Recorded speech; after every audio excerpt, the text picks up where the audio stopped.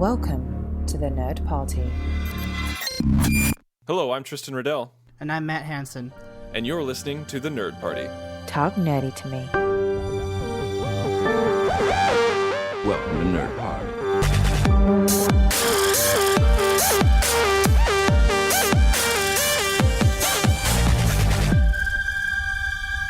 This is episode 36 of the Nerd Party. Thank you so much for listening. Thank you so much for downloading and subscribing and going to thenerdparty.com, as well as going to facebook.com/thenerdparty. We really appreciate it. Today, we're talking about something a little bit more, dare I say, intimate, a little bit more personal, a little bit emotional. Matt, you and I are going to talk about what it was like to grow up as a nerd and what it's like for many people growing up as nerds before it was fashionable. But before we get into it, we have some pretty exciting topics to talk about beforehand. Yeah, we do, including one that I definitely want to talk about because it's something I've been waiting for a while. I didn't think I was going to get it before Star Wars because I think all the nerd news and nerd hype right now is very much focused on that film coming out in 2 weeks. But fortunately, Disney, who owns both Marvel and Star Wars, saw it fit to have a very surprise release of the new trailer for Captain America Civil War, which is coming out in May of 2016. Robert Downey Jr. and Chris Evans went on the Jimmy Kimmel Show on Tuesday, the 24th of November, and debuted both the trailer and the poster for the film. With that, it was pandemonium when it was released. There was so many great reactions from the fans where, it gave us exactly what we wanted it to give us. We wanted crazy action. We wanted really intense emotion. We wanted some spectacular visuals. And we wanted to know that this was going to be a Captain America movie. It didn't give us people everything they wanted, but those are the people that thought that Spider-Man would be in this first trailer. Why on earth would people think that? Why would people think that Spider-Man's going to be in the trailer? The same reason people think that the CGI in the first trailer is what it's going to look like on the big screen. Oh my gosh. People just don't understand. Like they have said that Spidey's going to be in the movie, but not that much. And why would you? And why would you blow it away? Why? I'm hoping that this is going to be a huge surprise, like how he looks and when he comes in and where he comes in and how he interacts with everyone. I want to be surprised about that. Well, I mean, look what happened this last year. They held back on Vision. In fact, you didn't even really get to see what Vision would look like. You just saw his eyes in the last Age of Ultron trailer that came out before the film. Right. So It's going to be very much the same. I have no doubt. And I'm sure it's going to be awesome. And to those people, just calm the hell down. But I'd have to say, for those of you, please watch this trailer before you listen to this, because we're not going to go by a frame-by-frame breakdown, but we're going to talk about generalities, and it's just about 2.5 minutes.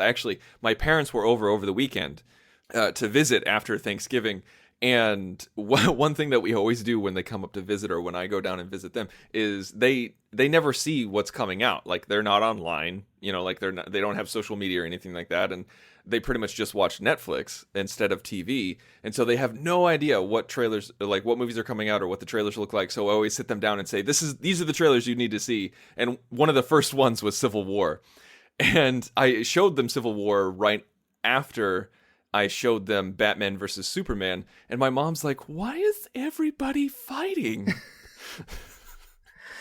Yeah, I mean, you do have two big versus movies coming up, but one of the things that the Civil War trailer I think did to distinguish it from Batman versus Superman is that, yeah, the heroes are fighting each other, but it feels it's on a much more personal, almost smaller scale level for something that's being called Civil War. I mean, I think people expect with war in the title that it's going to be some huge thing, but I think it being on a small scale, it actually makes it better, and it makes it more intimate. The parallels of betrayal or friend versus friend is pretty much where it begins and ends with the similarities between Batman versus Superman and Civil War, because Batman versus Superman, they're not even friends yet, so that's not even in the same category. I mean, I was going to say, Batman versus Superman, it's two unknowns fighting each other. I mean, the recognition comes from the meta-knowledge of, there have been there's been Superman for X many years, and there's been Batman for X many years, and Right. several forms of entertainment. But these two iterations have never met and know nothing of each other.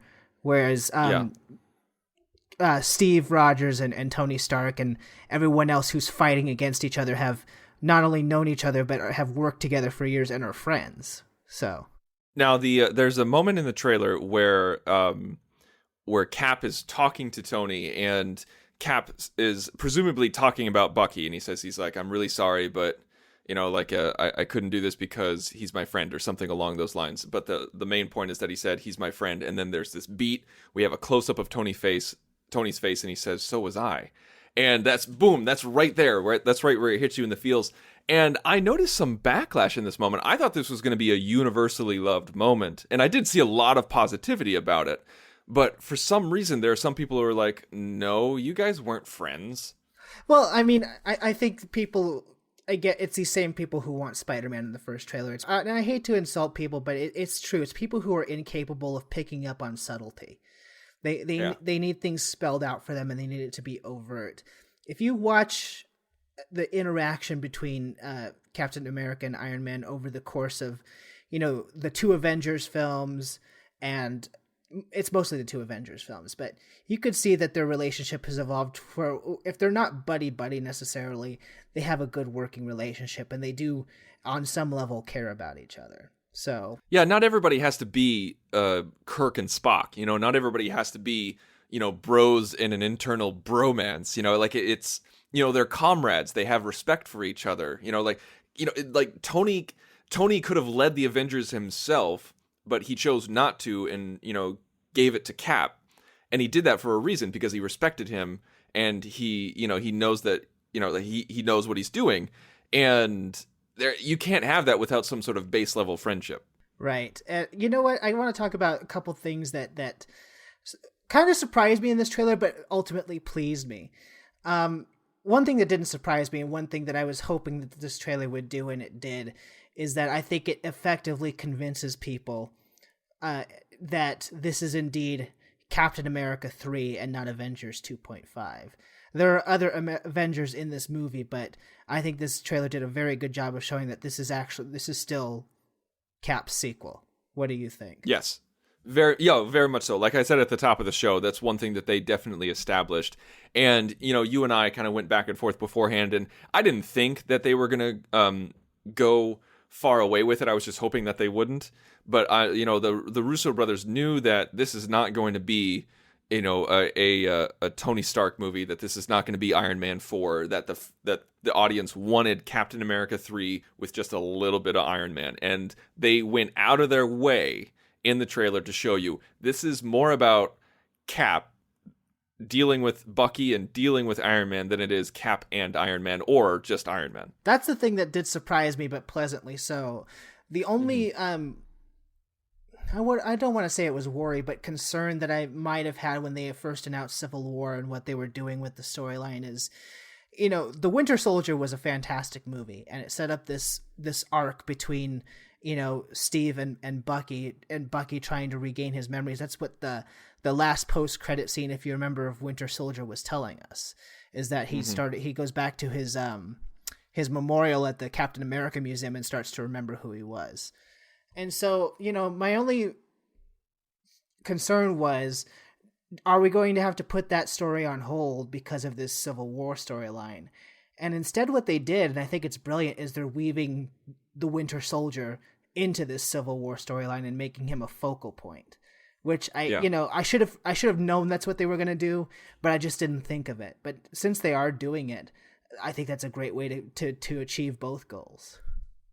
And it sounds like, from the Russo brothers, it sounds like they're using Winter Soldier, the literal Winter Soldier, as in Bucky, to kind of push forward the Civil War storyline and integrate the Civil War storyline into the cinematic universe, because the Civil War storyline, as it stands in the comics, does not match or integrate well into the cinematic universe, because it's all about unmasking secret identities. And so far, our only secret identity in this MCU is going to be Spider-Man at this point, because I don't think he's a known quantity yet.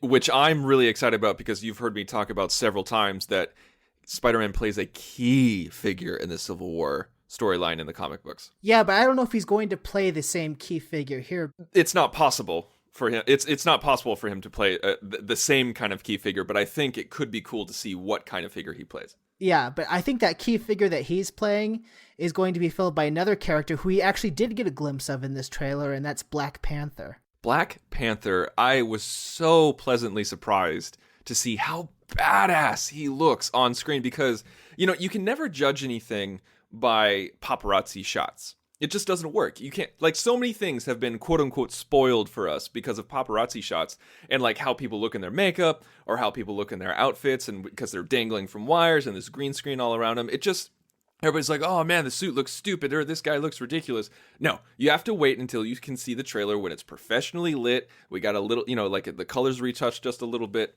And this did not disappoint. I am super excited about an African superhero, and he looks like he kicks some major ass. Well, he's able to, get a kick into the Winter Soldier, and that split-second moment of him running over the tops of cars is fantastic. I'm glad you liked it because there, of course there's a cadre of idiots out there who are, because it's not comic book accurate, they're saying he looks like the Black Power Ranger, which, get a life. What? No, he does not. Oh my gosh, does he not look like the Black Power Ranger? Good Lord, people. No, I don't exactly know what he looks like. It's just one heck of a suit. I love the lines. They say that they're going, like, he's going to glow a little bit, and they're going to enhance it in post. And I love the iconography around his neck and his arms, like in the comic book. And he just looks badass. If anything, he looks like closer to like a mix between Spider-Man and Batman. Yeah, I totally agree. I think he looks great to bring that suit into a realistic context. And then the other thing I really like too is that one of the criticisms that I've heard people lobby at Age of Ultron this past summer is that it feels like it's this sidestep story to where Civil War is going. What I like that the trailer showed is that actually this registration, these accords that come up, are a result of, I'm guessing what happens at the beginning of this movie, because at the beginning of this trailer there's some huge explosion, and I'm sure the Avengers are going to somehow be implicated in that. But it's also a direct result. If you look at the papers that the accords are written on, they're actually called the Sokovia Accords, and Sokovia being the country that Quicksilver and Scarlet Witch were from, that Ultron ended up destroying. Right. Yeah, it ties it all together. I mean, the Russo brothers are smart. They understand that we're in a shared cinematic universe, and not everything has to be a direct continuation. You can tell your own stories, but it's nice to have, a little methodology and little influences like that. They could have called it anything that they wanted. They could have called it the Registration Act or anything like it was in the comic books. But what they did was they chose to take a thread from another movie that was incredibly important, that was started building in Age of Ultron, and then continued it on, but yet they're doing their own story. It doesn't have to be Avengers 2.5. It doesn't have to be Avengers 3. It can just be something that's within the same world, and that's what I really like about this. Right, and people are speculating why Tony,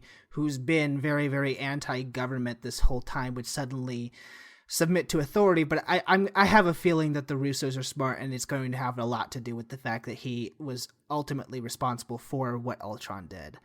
And so probably having gone through that experience, it probably led to some sort of change of heart that I think we'll see played out in the film.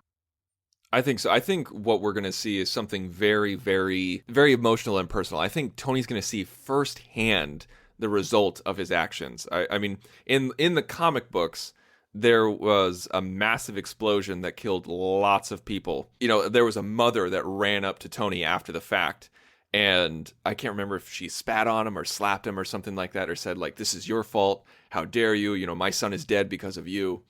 And I think something to that effect is gonna happen. I'm not saying exactly, because obviously I don't know. I didn't film it.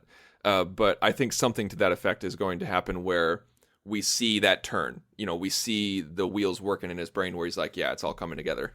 And what I think is so interesting, and I think you have this pulled up, and we'll get off the trailer right now, but a lot's happened. But an interview with the Russos shortly after the trailer came out where they commented on a few things that were in the trailer. And I think one of the most fascinating things that come up is toward the end when they're talking about the two different ideologies. I think that, Captain America is going to be our protagonist, obviously, because this is his movie. But what I think that's very interesting is what they're saying is that no one really walks away being right or wrong in this conflict. It's not about there's a good side and a bad side. It's that there's conflicting ideologies. Mm-hmm. And I really appreciate that, because that's what you and I said from the beginning, that's what we wanted. We didn't want Iron Man to be, this clear, antagonist who twirls his mustache, this bad guy. We wanted to walk out with shades of gray. No, and as a matter of fact, when he gives that line in the trailer, that the "so was I" line, I mean, it is Cap's movie, and Captain America is my favorite Avenger, but you can't help but feel sorry for Tony in that moment. Right. Yeah, absolutely. Because I want to understand both sides, because that makes it more real and also more emotional and more believable. Because I hate it in movies, and you see this all the time, mainly in romantic comedies, where, like at the beginning, the girl and the boy, they meet, and they flirt and they fall in love, but she's like, oh, I can't, I have a boyfriend. And then we meet the boyfriend, and he's the biggest jackass in the world. He's horrible to everybody, and there's no reason why this amazing girl would ever be with this jackass of a guy. And the whole audience is screaming, "Oh, just go to the new guy. He's awesome. He's cute. He's an architect." But and there's no drama in that. Obviously, it's a romantic comedy, so I understand the difference. But you see what I'm saying is, like, when you have two ideologies that are both have value, it makes the audience think, and it makes the audience invested, instead of just going, "Oh, that's Darth Vader. Boo, boo, he's the bad guy." Yeah, I think that I wouldn't be surprised if audiences come out, or even go in and come out very split on which side they land on. And I think that's smart. I think that it's going to give people something to talk about next summer versus, just your regular MCU action film. I felt that, and I think that's what the Russos do very well. They made a Captain America movie into a political conspiracy thriller last time, and here they're making it into a war movie, but not a war movie where it's about good versus evil. It's about two conflicting ideologies, which I think is going to be very fascinating. And I love how you can tell from the trailer that the Russos are back. And as much as I love what Joss Whedon did with both of his Avengers films, the direction that the Russos take with their camera work and with how they have these, I don't know how to describe them. The Winter Soldier from what this trailer looks like, the way they shoot action is much more kinetic.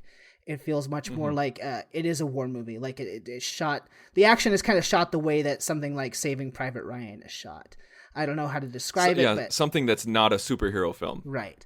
And so you can instantly feel that they're back. I think that if this turns out well, I'm very much looking forward to what they're going to do with their Avengers films. And I just like to note that I was right when we were initially doing our speculation. Scarlet Witches with Cap. Yes, you were right. Scarlet Witches with Cap. The trailer confirmed it. I'm with what you said earlier. I'm glad that you mentioned that, and I'm glad that you can actually recognize that, because there are movies in the Marvel universe that is just kind of we've gotten used to this kind of movie where we go and see Ant-Man. We're like, oh, okay, that was a Marvel movie. We see Guardians of the Galaxy. Oh, that was a Marvel movie. We see Thor 2. We're like, oh, okay, that's a Marvel movie. But when we all saw Winter Soldier, all of us did a collective, that was different. Well, we all said that was a Marvel movie, but instead of having a period at the end of it, we had a question mark. That was a Marvel movie? Question, not statement. Yes, 100%. Even my wife, who is not a Marvel fan whatsoever, she's DC all the way, more so than I am. And I make her watch all these more Marvel movies, and she's like, every single time she's like, after she saw Winter Soldier, she's like, yeah, okay, that was good. And so she's excited about Civil War as well. So very excited, very interested to see what happens in the next, gosh, it's going to be 5 months at this point, because we're coming up on December. But yeah, thank you for letting me wax nostalgic about this trailer. No, I wanted to as well. I mean, we spent 20 minutes on it. I wanted to talk about Civil War as well. I'm excited. It's my number one most anticipated movie next year, so of course I'm going to go on about it.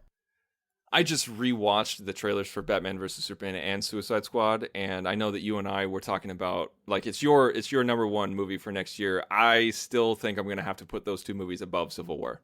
Well, yeah. I think I'm going to have to.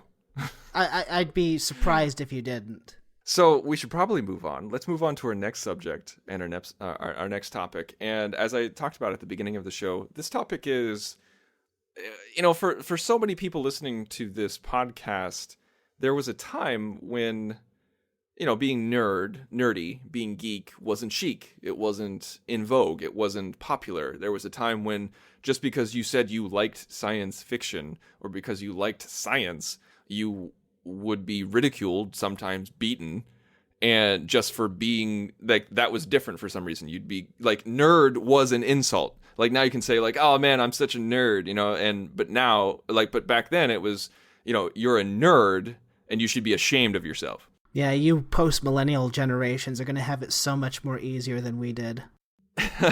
and Matt, you and I, we're relatively very young, and yet we can remember a time when it friggin' sucked to be a nerd.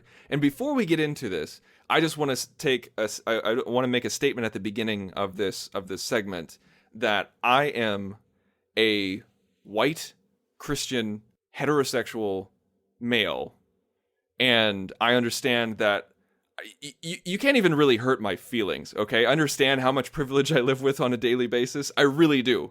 And so when I go back and talk about, what it's like to be discriminated against because I was a nerd or because I like Star Trek or stuff like that, I am by no means comparing this to real discrimination. No, of course not. And I would hope that our audience wouldn't think otherwise. But yeah, we're just talking about it from the uncool nerd point of view, understanding that in comparison, we probably had things much easier. But yes. I just wanted to say that at the beginning. We can only speak from our perspectives. We wouldn't presume to speak from anyone else's. Exactly. Thank you very much. So with that in mind, Matt, we like to keep it positive here on the Nerd Party. We want to keep it positive, but in order to stay positive, you have to mention some negatives. And so let's talk about what was it like, growing up a nerd. Like did you have any negative interactions before you went to school, or do you think it all started with social interaction, like from kindergarten on? It had to start with social interaction because I think that, at least for me, you don't realize that something, well, I think this is for anybody, but you don't realize something's cool or uncool until you have other people to compare yourself to. I mean, when I was watching my first episodes of Next Generation when I was in kindergarten, I was just starting to go interact with other kids. So to me, I was doing nothing particularly taboo or uncool. In fact, I thought, me watching this adult show, to a 5-year-old, that makes me cooler, right? Because I'm watching something grown-ups like. Right. But, you open your mouth at school and then all of a sudden you learn something very different quite quickly. But no, I don't think you have any sort of basis for comparison until you start talking with other people. Well, I mainly meant like, because some people see it even before they go to school in kindergarten, where they see it with like neighborhood kids or things like that. I didn't grow up with that many neighborhood kids, and so I didn't really start to feel it until later in elementary school. I didn't either, and what's interesting about my story is by the time when I went to start going to kindergarten, I wasn't even living in this country. So I had it from a whole different perspective. I was living in Panama at the time, which was still American occupied, and I went to school on American military bases, so it felt very much like I was going to a normal elementary school, but I was kind of removed from the typical American suburbia that a lot of kids grew up when we were growing up in. But I feel like a lot of my experiences were the same, and I was only there for kindergarten and first grade. When I attended second grade and onward in the U.S., so I pretty much had the same experience that everyone else did. Now, with me, it wasn't anything absolutely crazy. Like, it was nothing that you'd have to write home about. Like I was never I got into fist fights and was had my ass handed to me for completely different reasons. But it was never really because I liked a show, but I was ostracized certain times, and I was made fun of, poked fun of, like ridiculed and and separated and made apart because I was just unabashed about it from day one. Like I never hid anything that I liked. See, and I did. I was total opposite. Even up to high school, because even by the time I was in high school, nerd hadn't really come back into the forefront. That wasn't really until, from my perspective, that wasn't really until like the latter half of the 2000s where it came back into being chic. But I remember just in high school, I would take, I still do, I read Star Trek novels because those are the only new things that come out frequently that is Star Trek. And I remember reading them in downtime at class, but I would read them while putting it in a notebook and hiding the cover. It's so funny that you say that. I don't mean funny as haha, but like funny, interesting, because you hear that story very often. I never did that, but that's a very common story that I've heard from other fellow nerds, where they say that they just wanted to read sci-fi novels, they just wanted to read Star Trek novels and Star Wars novels or anything like that, but yet they would hide it like they're reading like 50 Shades of Grey on the train or something. Like they would just they wrap it in a cover so that no one could tell what they were reading, because they didn't want, it's not because they were ashamed, it's because they didn't want to get made fun of. Right. And I was very stereotypical in that way. I wish I had the courage that you went in with, but I just didn't. So it was, I don't know what it was, because I think my parents instilled this in me at a very young age, because I remember in first or second grade, I really wanted a Beauty and the Beast t-shirt. And my parents were like, are you sure you want this? I was like, yeah, I totally want this. Did you see that movie? That was freaking awesome. I love Beauty and the Beast. And so I wore that t-shirt to school, and I got made fun of ruthlessly, and I did not understand it. I was so confused. I was like, guys, what are you talking about? Have you seen this movie? And they're like, yeah. I was like, and you liked it? And they're like, yeah. I was like, then it's an awesome movie. They're like, yeah, but only girls wear that shirt. And I was just like, what does that matter? And ever since then, no matter how much I got made fun of, I was just like, screw you. I'm going to read what I want. I'm going to watch what I want. And I'm going to talk about what I want. And somehow that helped give me an edge with certain people because I owned it. Mm-hmm. But of course, like everybody else, there's still bullies out there. There's still jerks out there. And they didn't care whether you owned it or not, whether you walked with confidence or not. You're different. You're a loser because my dad beat up kids when he was my age too. Right. That kind of bullcrap. Now, obviously, we have the stupidity of people that is synonymous with almost every sect of elementary school and middle school and high school and everything like that. No matter who you are, you're going to go through crap like this. One thing that I'd love to find out is, did you have any positivity at a young age? Like, did you find any friends because of Star Trek? Did you find any friends because of your love of science fiction that maybe you were like brothers in arms? Going through the tribunal that is the education system. I mean, every now and then I did. And then when I for me, it was like any port in a storm. Whenever I found someone who even necessarily didn't like Star Trek, but was just, an outsider or liked things that were more niche, those are the people that I gravitated to. And not so much in elementary school because, you just don't find kids like that too often. But definitely more in middle school. And then by the time I got to high school, I mean, the one person I keep in contact with from high school is someone that I knew we bonded over Star Trek. It was a friendship born out of the love for that saga. So, I found, people here and there, but it was so thin spread that it was almost... It was a rarity. That's what I'm trying to say. What about you? With me, I mean, kind of like you, like it's spread out here and there. You'd find people who you were kind of friends with or acquaintances with, and they're like, oh yeah, I like science fiction too. You'd eat lunch together a couple of times, but you didn't really hang out that much. There was one individual though that I met in middle school in sixth grade. For those of you who don't know the American education system, it was around 12. Years of age, and there was one kid. His name was John Reed, and he was a little bit smaller for his age, and he also had a rare skin condition, and which was visible and kind of gave him just like a kind of a cracked appearance on his skin, and so he had it rough growing up. Like he was a fantastic individual, very warm, very funny, liked what he liked, but there was always those people who wanted to pick on him because he was a little bit smaller and make fun of him because of his skin condition, which really wasn't that bad. But he loved Star Trek, surprise, surprise. And he absolutely loved Star Trek, and he read the novels, he designed ships, and so we immediately became friends, fast friends. We would hang out every day after school. We would watch Star Trek together. We'd write our own scripts together. We would design ships together. He had Starship Creator, the PC game that we would play together constantly. And he was just a fantastic individual. And I've been internet searching for him here and there ever since, because he moved away. He moved to Indiana.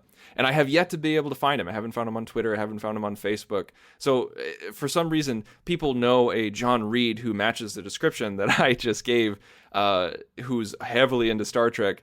Please reach out to contact@thenerdparty.com. I really want to find this guy and see how he's doing. But yeah, I had a friend like that. It was really only for a year or two, and then he moved, and it was really sad because I didn't really have anybody else who was hardcore into Star Trek. I had a friend who I've been friends with for over 20 years now, who's hardcore into Star Wars. But as we all know, being into Star Wars in high school and middle school was nowhere near as nerdy as being into Star Trek. I would venture to say it never was nerdy. I mean, even when Star Wars came out, it wasn't met with the same level of skepticism or taboo-ness that Star Trek has always been associated with. Stigma. That was the word I was looking for, and it escaped me. Yes. Stigma. I think that's entirely accurate. So that was really nice having that outlet, having that friend, because before that, my only Star Trek outlet was myself, playing with my action figures, playing with my, my Playmates bridge of the Enterprise D, the one with the Romulan warbird on the view screen, and also my parents. My parents are huge Star Trek fans and huge sci-fi fans. That was the interesting thing for me growing up, is that when it came to some stuff like Star Trek, it wasn't with people my own age that I found, that sort of camaraderie with. It was mostly adults. I got on better with adults when I was a young kid than I did with people my own age. I don't know why that is. It just was. I mean, even to the point where I was in 8th grade when Nemesis came out in theaters, and I didn't go see it with people my own age. I went with my mom's coworker who wanted to take me because she's a huge Star Trek fan. So I saw this thing with an adult coworker friend of my mother's in the theater. See, I bet you that's I bet you that's a common trait among Star Trek fans. I would love to know what people think in that arena, because I was the exact same way. Like, I could relate with adults on a much easier level than I could with children my own age. And I'm wondering if there are other sci-fi fans out there and Star Trek fans, because, is it because we're well read? Is it because we read constantly? Honestly, you were exposed to Star Trek at a very early age than I was. I started watching Next Gen when I was 5, and that was after I saw Generations in the theater when I was 5. And I think that, not to sound arrogant, not to make us seem better, but I think watching Star Trek at a young age makes you smarter. It certainly enhanced my vocabulary at a young age.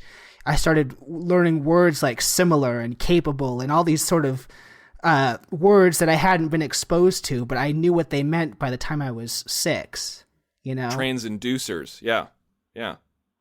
Well, not made up words, but I'm just messing with you. I agree with you completely. Is that we were able to attach to it because it had this sci-fi element that was fantastical, but yet at the same time, it was rooted in hard science. That's the big difference between Star Wars and Star Trek. Star Wars is fantasy, Star Trek is science fiction. Because of that, it intrigues us to follow up in other venues. Like, that's why you hear all about all these astronauts who were obsessed with Star Trek and then became engineers or became pilots or, did this, did that, became mathematicians, because it was rooted in real science. And so when they talked about something on the screen that was too fantastical for real life, they figured out what the basis was and then explored that And that's why so many people in the sciences are Star Trek fans. Well, yeah, I mean, it did a lot for learning science for me as a kid, but even, like I said, even more basically, Data was just a great vocabulary teacher when I was a kid, you know? Absolutely. Yeah. So, I think that it does make you smarter. Now, but it also leads to some ostracization, but it's so funny how, that's turned around, at least in the past decade. Right? That's where I wanted to go next. When do you think the switch happened? Because obviously it happened in our lifetime, because we're talking about this right now, where when we were young kids, it wasn't cool. And then all of a sudden right now it is cool. You know, when did that happen? Because it was well before JJ did his reboot. Voyager went off the air in 2004 and the reboot came out in 2009. I'm thinking it's somewhere around in there. You said Voyager ended in 2005. It's actually Enterprise that ended in 2005. Okay. Sorry, I got my dates mixed up. Okay, so Enterprise ended in 2005, and JJ's reboot came out in 2009. Yes. Do you think it was somewhere around in there when it became acceptable? You mean cool? In general, or just for Star Trek? In general, it doesn't matter. It doesn't have to be linked to Star Trek. I mean, in general. In general, I'm not exactly sure when it happened. For Star Trek, it was definitely JJ. For as much as people want to crap on those movies, it was definitely JJ and the time building up to that new movie where I started to hear the rhetoric on Star Trek turn around. And certainly when the movie came out and was as well received as it was, I just remember walking out of the theater the first time I saw that movie with my friends, one who loved Star Trek and one who didn't, and the ones who loved it and the ones who didn't loved the movie equally. And I turned to my friend who loved Star Trek as much as I did, and I told her, you know, I can't believe it. Star Trek is back in the mainstream. I never thought, you know, growing up in that time, I never thought I'd see the day, but here it was. As far as in general, I want to say it's when. And I'll give some credit to one of your favorite guys here. I want to say it was around 2008-ish when stuff like Iron Man and The Dark Knight, Christopher Nolan, when these movies started coming out that would normally be more geek associated, but were attracting real A-level talent and being shown that, hey, these forms of entertainment aren't just for geeks. They could be made into really good pieces of film and television. And I think that went a long way in kind of turning the opinions around on a lot of people. I think that's really smart. I think that's really apt. Yeah, because right around there is when MCU really started taking off and when Dark Knight started making billions of dollars. I think one thing that I started reading online earlier when I was researching for this podcast is that one thing that kept coming up was Bill Gates' name. I find that very intriguing because if you think about the personal computer revolution, that was all brought to us by geeks. That was brought to us by the nerds that were made fun of in high school, that were ostracized by the jocks. And because of these people who are now billionaires, you know, like our lives are insanely better and easier because of what they invented because of them being social outcasts. It's true. I think that's really interesting to think about. Well, you know what? And here's another factor that I didn't even think of until you started mentioning technology, Tristan. What happened after 2005 and 2006 that kind of changed the landscape? Social media. I have a big feeling that it was social media that turned the rhetoric on nerd and geek around, because once you started having things like MySpace and then later Facebook and Twitter, when you had these previously, you know, we felt ostracized before, but we didn't have people to connect to. Once you introduce that element, even if you have people who are like us, you know, we live on almost opposite sides of the country. But once you introduce that social media aspect, you don't feel alone anymore. And what's more, when other people start seeing conversations between geeks about, you know, this show or that movie, you know, all of a sudden people are saying, hey, that sounds kind of cool. I'm going to check out that show or this movie. And, you know, with social media and then with the availability of regular media like Netflix, streaming media, I think that's when that whole thing started to turn around. So it might have been a little bit earlier. It might have been 06, 07, and then in 08 with those movies and going forward, the process of making better art combined with social media, I think, turned it around. I think that's what's mostly responsible. Well, when 2004 came around and Facebook was invented, and soon after that, the world shrank considerably. And because of the world is constantly shrinking. And when thefacebook.com came out, it connected people in a way that never happened before, across boundaries, like you mentioned, like you and I. And any of you who are fans of To The Journey or of this podcast understand that I first went to social media after college to find that geek community, to find that nerd community, because I could not find it in my physical life. And this is all the byproduct of that. I mean, if you like To The Journey or The Nerd Party or Delta Quadrant or Upper Pylon 2, those shows were created because of the existence of social media. If social media didn't exist, you and I would not be friends right now, or it's very unlikely that we would be friends. We would not be friends. You and Shar would not be friends. I and Shar would not be friends. I would not be a part of Trek.fm. You would have been a part of Trekmate.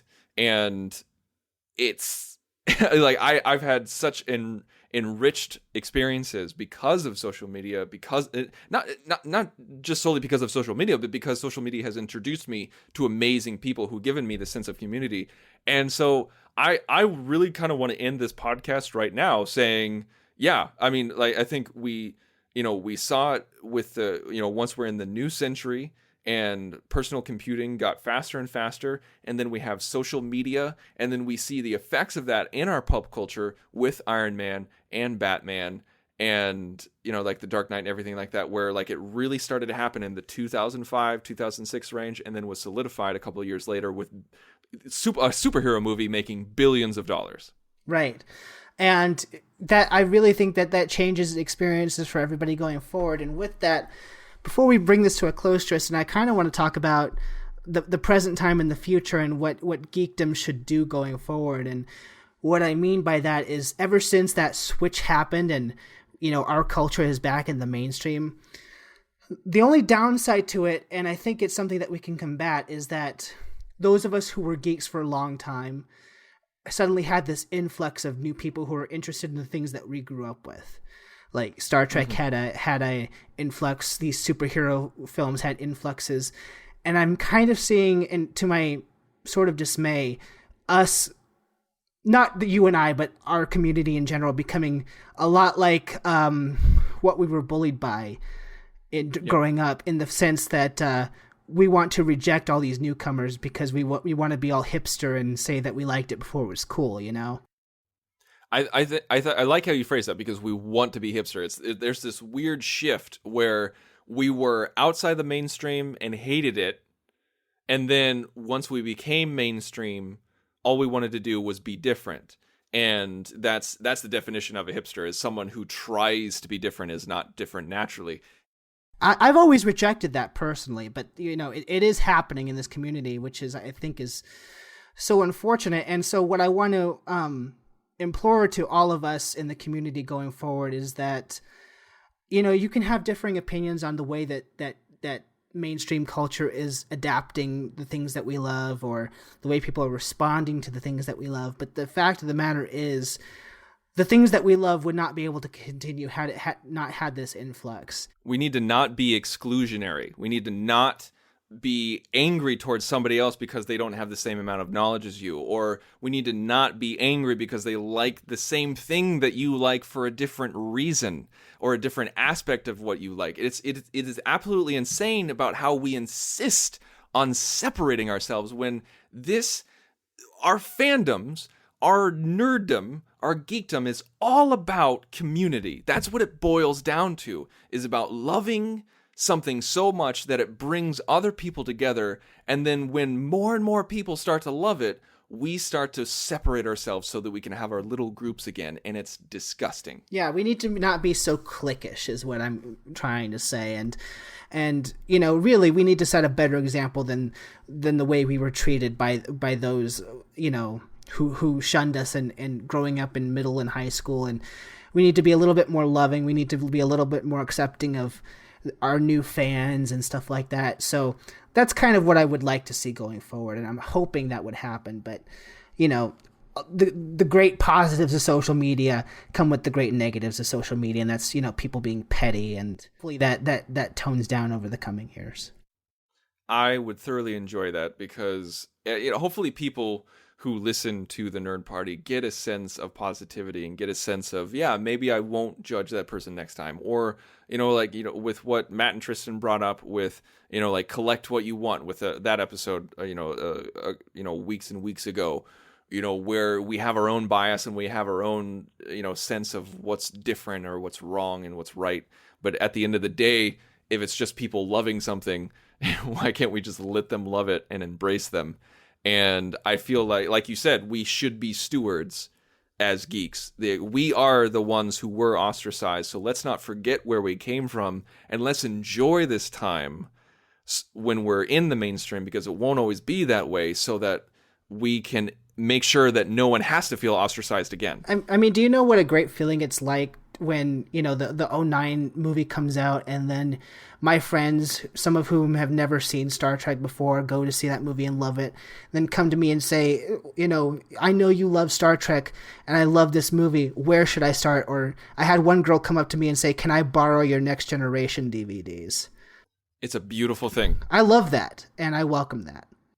I welcome it too, because it gets people invigorated and interested to see what the past was like, or it's a gateway to a much larger world, and we should be the stewards of that much larger world. Good talk, Tristan. I really enjoyed this. Good talk, Matt. I'm glad we were able to discuss Civil War, and I'm glad that we were able to talk about what it was like growing up as a nerd, and hopefully we have shined a light on what the future could be like. So please go to thenerdparty.com. You can find all of our previous episodes on there. You can find our blog where we talk about certain things that are currently happening.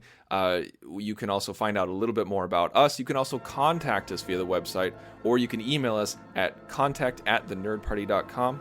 Or you can find us on Twitter. You can find me at @TheInsaneRobin, or you can find Matt at mhanson0207. Thank you so much for listening to the Nerd Party.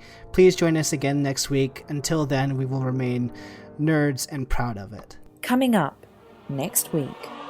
The Republic will be reorganized into the first galactic empire.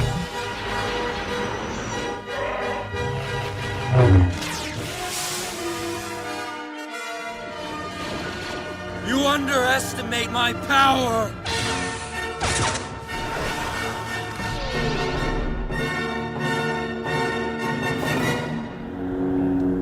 That boy is our last hope.